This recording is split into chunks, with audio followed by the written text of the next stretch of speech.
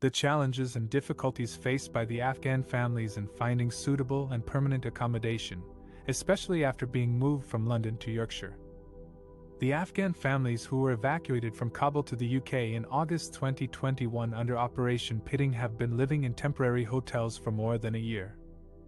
They were invited to the UK because they had worked closely with the British authorities and their lives were at risk under the Taliban regime. However, instead of being supported and resettled by the Home Office, they have been subjected to repeated evictions and relocations by the former Home Secretary Suella Braverman. In February 2023, 40 families with 150 children who had settled in Kensington, West London, were told they had only weeks to leave the capital and move to another hotel in Wetherby, on the outskirts of Leeds. This was the fourth time that some of the families had been forced to move home, sometimes leaving jobs and schools behind. The Home Office claimed that the London hotel was too expensive and that the families must accept the first offer of accommodation from them. However, many of the families resisted the move, saying that it would disrupt their children's education and their chances of finding work. They also said that they had tried to find their own accommodation in London, but faced various obstacles such as lack of guarantor, deposit, or eligibility of the local authority. They asked the Home Office to stop paying for the hotel fees and instead act as a guarantor for them to rent a place near London.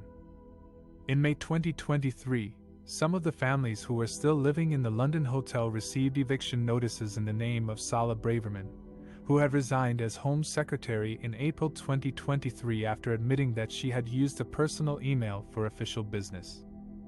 The letters threatened them with legal action if they did not vacate the property by a certain date. The letters also said that they might not be offered any alternative accommodation by the Home Office and that they should find their own housing instead. The eviction letters caused outrage and distress among the Afghan families, who felt betrayed and abandoned by the UK government. They said that they had risked their lives for the UK and deserved better treatment and respect. They also said that they wanted to start their settled life in the UK, but were constantly being moved around without any stability or security. The Afghan families' plight highlights the challenges and difficulties they face in finding suitable and permanent accommodation, especially after being moved from London to Yorkshire.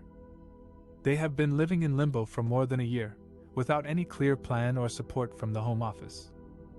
They have been struggling with bureaucracy, uncertainty, and discrimination.